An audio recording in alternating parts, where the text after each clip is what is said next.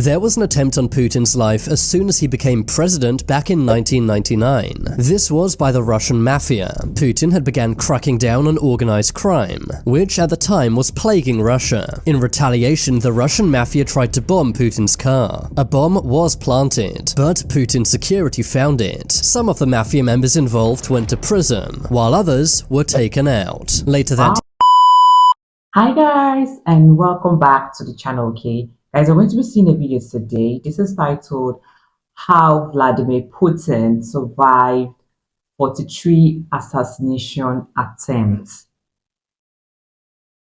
Wow, they tried to assassinate him 43 times. That's a lot. Why do they really want him down so much? 43 attempts.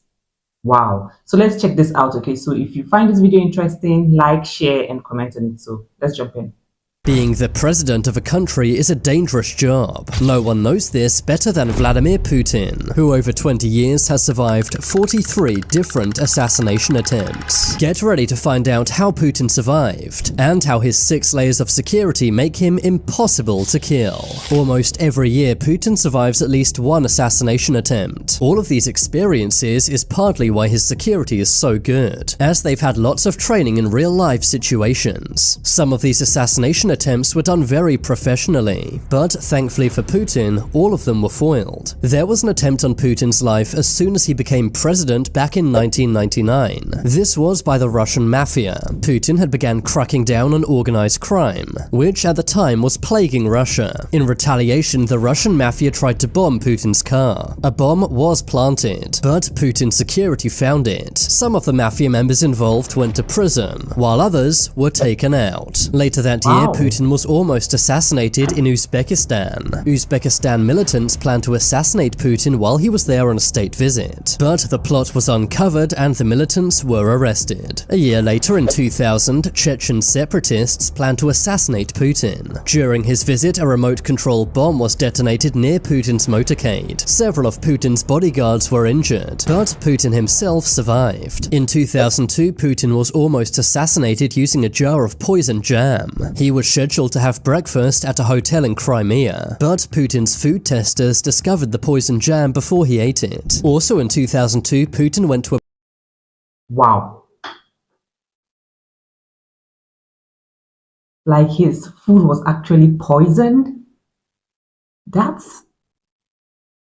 Oh my goodness. Being a president is actually a tough job. Just like this person said from the beginning, being a president is actually a tough job. And with this that I'm hearing and seeing here, I don't even think I would even want to be president. I don't think I'll be able to cope with all the bad things that comes with being the president. Like, this is really, really much. But it's so good that he actually have food testers. Being a president is actually a huge job. You have to be guided in every way possible. Imagine if he doesn't have food testers, what would have become of him? Like, he would have just ate the food blindly, and then we'll just start hearing in the news that he's gone. Wow. This is... wow. parade in Moscow's Red Square. In a nearby building, snipers were in position to take out Putin, but the Federal Protective Service, or FSO, caught wind of this and swiftly arrested the snipers. As if 2002 couldn't get worse for Putin, he was nearly assassinated again, this time during a trip to Azerbaijan. An Iraqi man with connections to Chechen separatists wanted to assassinate Putin. He planned to plant explosives under Putin's car. However, the Azerbaijan police discovered his plan. The man was soon arrested and later sentenced to 10 years in prison. The same year, another man tried to blow up Putin with a bomb. He planned to drive along the motorway. Hold on, guys.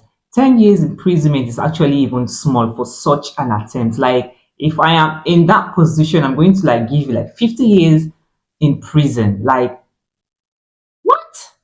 You just... oh my goodness. This is 10 years in prison is really fair on that person. Like, it's really fair. They should have given him like more years in prison. 10 years is actually small to me. Wow. next to Putin's motorcade, and from his car detonate a 40-kilogram explosive. Luckily for Putin, the FSO found out. They rerouted Putin's motorcade, while at the same time ambushing and eliminating the would-be assassin. In 2003, Putin was nearly assassinated during a visit to the UK. 2 Russian men planned to assassinate Putin with snipers, but they were arrested by British officers from SO13, which is the UK's elite anti-terror police. The following year, the FSO discovered a plot to poison Putin's food. This was during a visit to a foreign country. Where this happened and who the perpetrators were remains classified, but it seems no food gets anywhere near Putin without being tested first. But some attempts on Putin's life are very close calls. In 2012, Putin visited Ukraine. During the trip, several men were arrested on the Black Sea. They were Chechen separatists who planned to take out Vladimir Putin. They had built various bomb vests. They had planned to blow up Putin and themselves. But luckily for Putin, Ukrainian police arrested the men. By now, you're probably asking, how is it possible for Putin to survive so many assassination attempts? You might think he's the luckiest man in the world, but luck has nothing to do with it. It's all thanks to Putin's 6 layers of security that make him an impossible target to kill.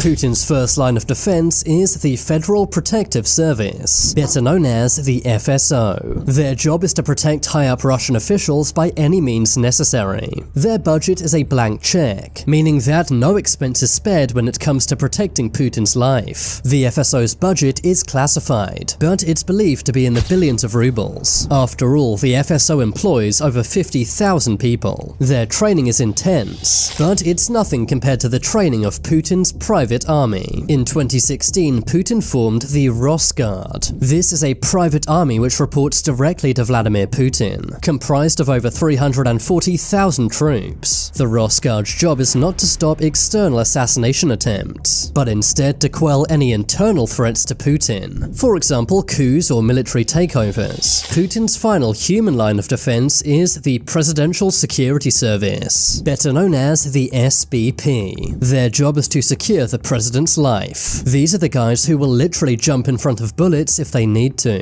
The SBP are Putin's personal bodyguards, but as there's so many people behind the scenes, they should never really be used. The FSO and the Rosguard should have taken out any threat before the bodyguards even got involved. If Putin's bodyguards ever need to take action, this means over 2,500 people already failed in their jobs. Putin's bodyguards have insane training and a big responsibility. Instead of restraining any potential threats, their directive is to take them out. They're authorized to kill anyone who they perceive to be a threat. Putin's bodyguards are not allowed to be ex-police. That's because their training and restraint might make them less likely to use lethal force. Instead, Putin's bodyguards are mainly operational psychologists, coming from the highest ranks of Russia's special forces. They're trained in spotting potential threats simply by analyzing a person's facial expressions. Putin does not allow his bodyguards to display any sign of weakness, meaning they must be equipped to deal with extreme temperatures. This means no sweating in heat or shivering in cold is allowed. Putin's bodyguards must be very strong and able to run for miles with no breaks. They also must be between 19 and 35 years old, be between 5'7" and 6'2" in height, and weigh between 75 and 90 kilograms. They must also speak at least 5 languages. Wow.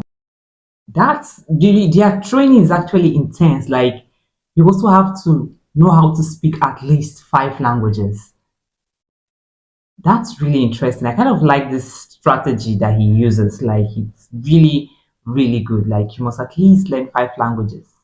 Interesting. This is really interesting. And understand politics. Something you'll notice about Putin's bodyguards is they're always carrying briefcases. However, these aren't briefcases at all. Instead, they're expandable bulletproof shields. Putin's bodyguards are also equipped with 9mm Gurza pistols, loaded with armor-piercing bullets. Putin's bodyguards also hold umbrellas. These do act as normal umbrellas, but they're made of Kevlar, meaning that they can double up as bulletproof shields. Some of Putin's bodyguards are even dressed in plain clothes. They blend into crowds, allowing them to get close to anyone they think could be a threat. Some of Putin's bodyguards will be far away, hidden in nearby buildings with snipers. Some sniper nests are clearly visible to deter any potential attacks, while others are stealthily hidden away. Putin's bodyguards also check any room he goes into before he enters, making sure there are no explosives, cameras, or listening devices. They also examine and taste all of Putin's food, making Putin impossible to poison. But Putin's 6 layers of defense don't just include humans. For example, Putin's limo. Putin already has an insane motorcade. Everywhere he goes, dozens of cars and motorbikes follow. Putin's limo is a Russian-made Aura Senate. The limo is bomb and bulletproof from every angle. It's even resistant to chemical gas attacks. There are tiny cameras all over the car, allowing Putin's... Wow. I only know about cars being bulletproof, but I don't know that they can actually create a car that is bomb-proof. This must be really powerful, alright? Bodyguards inside the car to see every angle. There are even secret exits on the car's roof and rear, as well as various hidden compartments for AK-47s. But nowadays, Putin does most of his traveling by train. He does this using a so-called ghost train. Putin's train looks exactly the same as any other train in Russia. The only external difference are the signal blockers mounted on top. But there is nothing regular about the interior of Putin's train. The interior is very luxurious, complete with health and fitness centers, various offices, an entertainment room, and even its own medical center. The train is also bulletproof and bomb-proof. Putin's train only stops at secret train stations, which are dotted all around Russia. But how does Putin travel in the air? Well, while in Russia, Putin mainly uses his own helicopter. It's a reinforced Mi-8, which is the same model used by the Russian military. Putin's helicopter is heavily reinforced, complete with bulletproof windows, signal jammers, and anti-missile defense systems. It's also followed from every angle by Russian fighter jets wherever it goes. Putin's helicopter even has communication systems on board, meaning that if he wants to, he can launch a nuclear strike while in the air. But what about when Putin is flying out of Russia? If Putin has to fly far away, he uses his own plane. It's a heavily modified IL-96 300PU. The plane has signal jammers and anti-missile defense systems, and basically operates like a mobile command center. There are large offices inside the plane, meaning Putin can command soldiers and military officials from his airplane. He can even launch nuclear strikes from his plane. The plane even has a secret escape capsule, meaning that Putin can escape if anything goes wrong in the air. The interior of the plane is total luxury,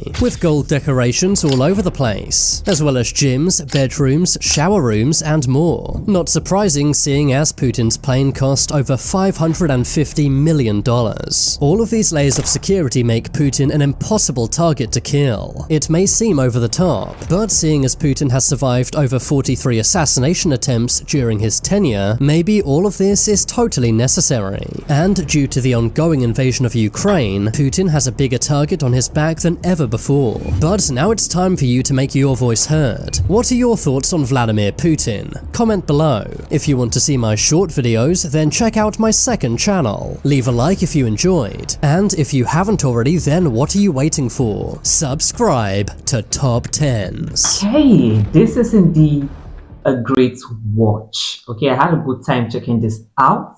What I have to say about Vladimir Putin is he's actually the main boss. Like, escaping or surviving 43 assassinations. Do you know what it means for someone to actually plan an assassination? It's more like they've gotten lots of information.